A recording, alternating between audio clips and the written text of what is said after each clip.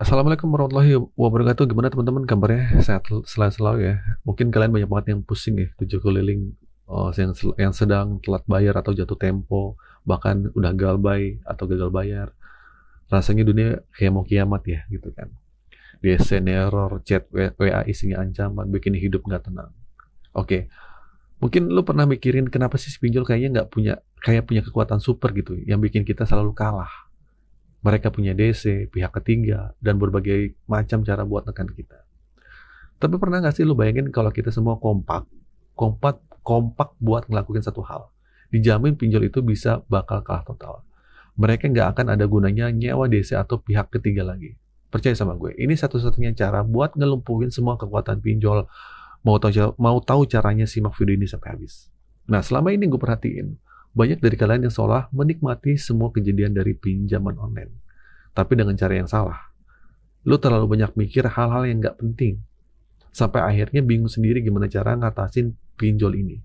Bahkan cuma butuh sedikit aja pemikiran yang melangkah maju ke depan. Pinjol itu tumbang atau bakal kalah. Nah heran ya, masalah lu A yang lu pikirin B. Masalah B yang lu pikirin C. Jadi masalah lu sama yang lu pikirin itu bertolak belakang. Atau kemajuan terlalu jauh. Nah seharusnya lu fokus sama masalah yang ada di depan. Buat kalian yang pingin mengalahkan pinjol atau pingin lepas dari jeratan pinjol, dengerin. Pertama, jauhi jebakan jasa-jasa nggak jelas. Ada cara yang simpel, tapi malah banyak pakai jasa backup data lah, jasa pengalihan panggilan lah, beli surat kuasa yang nggak jelas lah, sampai melunasi utang dengan cara berhutang lagi. Ini kan kebodohan. Semua itu berbayar, padahal kita lagi kurangan uang, lagi nggak punya duit, nggak mampu bayar. Ngapain kita hambur-hamburkan uang buat jasa-jasa yang nggak penting kayak gitu? Emang jasa itu beneran bisa nyelesain utang lo? Kalau iya sih nggak masalah, tapi cuma bakal ngabisin uang yang ada di kantong lo. Jujur gue miris banget lihat kayak gini ya, yang pakai jasa joki lah, gitu kan. Nah itu jangan sampai, ya. Belum lagi lo berhadapan sama penipu yang manfaatin kondisi lo. Oke, terus yang kedua, yang buat lo nih, adalah kekuatan di komunikasi. Coba deh lu perhatiin. Semua chat WhatsApp yang mereka kirim itu isinya apa? Gua ajak lu coba lihat ya. Ada yang bilang 1 jam ke depan tidak ada konfirmasi pembayaran, kami akan izin hubungi seluruh kontak yang tercantum. Nggak masalah. Mereka cuma berusaha nanya-nanya lu, biar lu nggak tenang. Dalam bayangan lu kan mereka bilang hubungi seluruh kontak. Wah, mikir semua kontak apa ini bakal dihubungin. Padahal nggak. Maksud mereka cuman kontak darurat. Itu pun belum tentu dihubungin kok. Karena pinjol legal itu ada batasannya. Mereka cuma boleh mengakses kamera, mikrofon, dan lokasi. Bukan kontak. Nah masalahnya dari sini, ketika lu udah dapet chat kayak gini, lu pasti bingung. Nanya sama gue, bang, apakah kontak-kontak yang saya hubungi bang, yang bakal diteror? Bang, apakah nanti mereka akan sebar kontak bang? Nah asumsi ini akhirnya keluar kan. Padahal sumber masalah itu ada di WA sendiri. Seandainya lu nggak baca WhatsApp, ya nggak kayak gini. Pikiran lu nggak akan sekacau ini. Oke, sampai situ paham ya. Terus yang ketiga, buat kalian yang pingin keluar dari jeratan pinjol, ini tolong ya, ini penting. Putus komunikasi. Itu adalah cara untuk mengalahkan pinjol. Dan inilah yang gue sampaikan. Kalahkan pinjol dengan satu cara, yaitu tidak berkomunikasi lagi dengan mereka. Nah, dijamin tumbang. Tapi selama ini lu masih berkomunikasi, hal-hal kayak gitu bakal terus ganggu hidup lu. Dan lu bakal susah banget keluar dari jeratan pinjaman online. Mereka juga suka ngirim chat kayak gini ya, data valid yang dicantumkan, foto selfie, foto KTP, alamat rumah, kantor, nomor rekening, jenis HP lu juga dikasih tahu gitu. Nah ini hal wajar. Kita install aplikasi, kita izinkan beberapa akses buat pengajuan. Mereka minta foto kita selfie, foto KTP. Nah itu hal yang paling pertama, hal umum. Kita diminta isi alamat rumah dan kantor. Nah itu hal umum.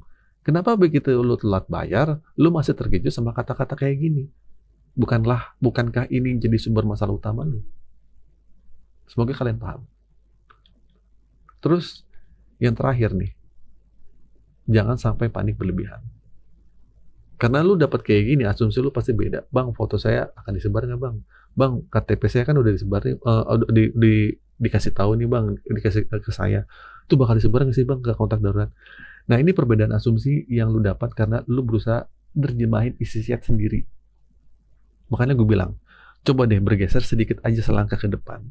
Ketika lu gagal bayar, nggak mampu bayar, lu udah dapat chat kayak gini, jangan paksa diri lu untuk menerjemahkannya sendiri. Berasumsi liar akhirnya. Lu langsung putus komunikasi aja. Itu pinjol bakal kalah. Ini bukan berarti gua harus ngemplang pinjol ya. Ini buat posisi kalian yang sudah terjebak, nggak punya uang sama sekali. Tunda dulu, suatu saat ada uang, bayar. Tapi bukan kabur gitu aja ya.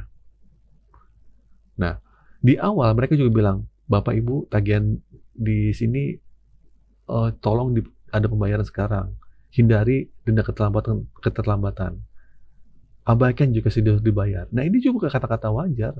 Ini cuma ngingetin. Ini hanyalah penagihan normal. Tapi lu yang baru telat bayar, dapat hal kayak gini, lu langsung merasa diteror, Bang. Dineror saya, Bang. Bang, dia nekan saya, Bang. Minta bayar, Bang, dan segala macam. Ya itu wajar. Karena itu ketakutan yang terlalu berlebihan.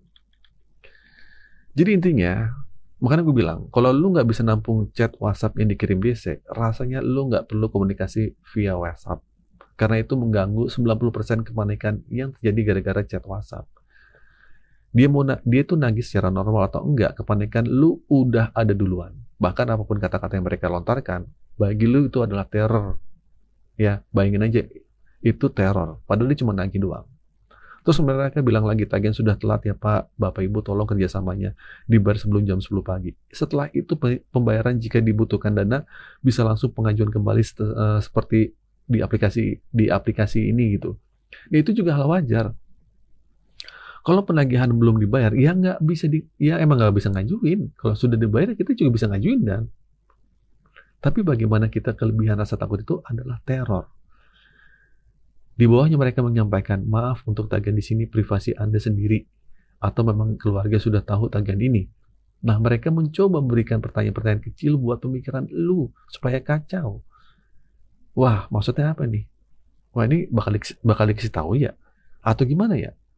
Ditambah lagi mereka akan sampaikan 1 jam ke depan. Segala macam. Disinilah petaka mulai terjadi. Kalian akhirnya panik.